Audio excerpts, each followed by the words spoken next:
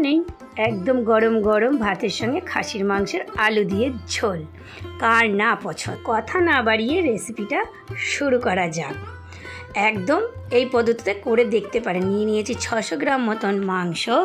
এখানে নিয়ে নিয়েছি মাঝারি সাইজের একটা পেঁয়াজ কুচানো, হাফ চামচ মতন আদা রসুন পেস্ট, 5টা মতন পাকা কাঁচা লঙ্কা, ছোট চামচের হাফ চামচ মতন জিরে ধনে আর লঙ্কা গুঁড়ো, আর দিয়ে দিলাম হাফ কাপ মতন একদম খাঁটি সর্ষের তেল, যেটা দিয়ে আমি মাংসটাকে ভালো করে ম্যারিনেট করে রেখে দিলাম।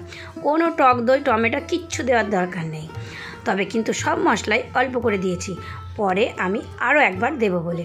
এবার কড়াইয়ে সর্ষের তেল দিয়ে দিলাম। সর্ষের তেলে 3টে মতন এলাচ, দারচিনি, লবঙ্গ, তেজপাতা।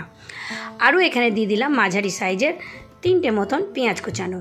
পেঁয়াজটা বেশ ভালো মতন ভাজা হয়ে গেলে দিয়ে দিলাম পাকা টমেটো একটা মাঝারি সাইজের, আর 5টা মতন কাঁচা লঙ্কা চিড়ে। দিয়ে দিলাম মাঝারি চামচের 2 চামচ মতন, মানে মাঝারির থেকে ছোট চামচের 2 চামচ মতন লবণ। পেঁয়াজ টমেটো লঙ্কা সব গলে গেলে এখানে দিয়ে দিলাম আরও একটু আদা রসুন পেস্ট। ওই ধরুন যে চামচটা তখন দিয়েছিলাম হাফ চামচ করে, সেই চামচটারই এখানে হাফ চামচ করে দিলাম, চা চামচের। দিয়ে দিলাম সব মশলাগুলো, জিরে ধনে লঙ্কা গুঁড়ো, বাস। আর তার সঙ্গে একটু কাশ্মীরি লঙ্কার গুঁড়ো। আর যারা ঝাল খেতে একদমই কম পছন্দ করেন তারা ঝালের পরিমাণটা একটু কম দেবেন। আমি এখানে ঝালটা কিন্তু খেতে ভীষণ পছন্দ করি, এজন্য একটু ঝালের পরিমাণটা বেশি দিলাম। এইবার এই সব মশলা দিয়ে ভালো করে মশলাটাকে কষিয়ে নিলাম তেল ছাড়া, যতক্ষণ মশলা থেকে না বেরোলো। তারপর দিয়ে দিলাম মাংসটাকে, ম্যারিনেট করা মাংসটা, আর সঙ্গে আলু, বেশ কিছুটা বড় বড় করে আলুর টুকরো। তবে আমি তো প্রায় দিনই আলুটা ভেজেই নিই, এবার কিন্তু আলুটার সঙ্গে ভেজে নিইনি। সমস্ত কিছু দিয়ে আমি একদম মিডিয়াম ফ্লেম, একদম লো হিটে ঢেকে দিয়েছিলাম 20 মিনিটের জন্য। 20 মিনিট পরে ভালো করে নাড়াচাড়া করে আমি কিন্তু আলুগুলোকে এবার তুলে নিচ্ছি। আলুগুলো কিন্তু এখানে প্রায় সিদ্ধ হয়ে গেছে, এর জন্য 20 মিনিট পরে ঢাকা খুলে নাড়াচাড়া করে আমি আলুগুলোকে তুলে নিলাম। আর হ্যাঁ, এই 20 মিনিটের মধ্যে আমি কিন্তু একবার ঢাকা খুলে নেড়ে দিয়েছিলাম। এবার আমি এখন গ্যাসের ফ্লেমটাকে মিডিয়াম করে নিয়ে ঢাকা খুলেই বেশ কিছুক্ষণ কষিয়ে নিচ্ছি। যখন দেখছি মাংস দিয়ে একদম তেল ছেড়ে দিচ্ছে, সেই মুহূর্তে আমি দিয়ে দিলাম এখানে গরম জল।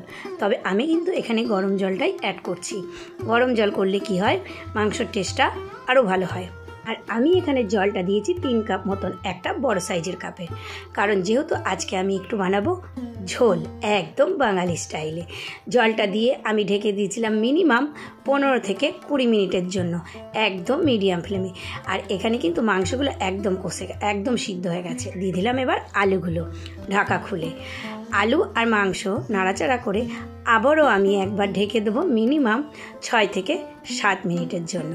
এটা কিন্তু খাসির মাংস বলুন আর পোলট্রির মাংস বলুন, বেশিরভাগ টাইম আলুটা ভেজেই দিই, কিন্তু এই মাংসে একবার কাঁচা আলু এই পদ্ধতিতে করে দেখতে পারেন, খেতে কিন্তু অসাধারণ লাগবে।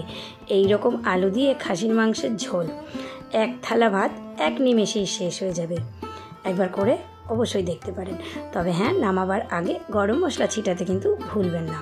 গরম মশলা ছিটিয়ে দিয়ে নাড়াচাড়া করে 2 মিনিট ঢেকে নামিয়ে দেবেন, আর নামানোর সঙ্গে সঙ্গে গরম গরম ভাতের সঙ্গে।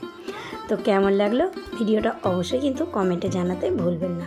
নমস্কার, আমি ঋতু। আমার আরও একটি ভিডিওতে আপনাদের সবাইকে স্বাগত। ফেসবুক থেকে দেখলে পেজটিকে ফলো করে দেওয়ার অনুরোধ রইল, আর ইউটিউব থেকে দেখলে চ্যানেলটাকে সাবস্ক্রাইব করে দেওয়ার অনুরোধ রইল।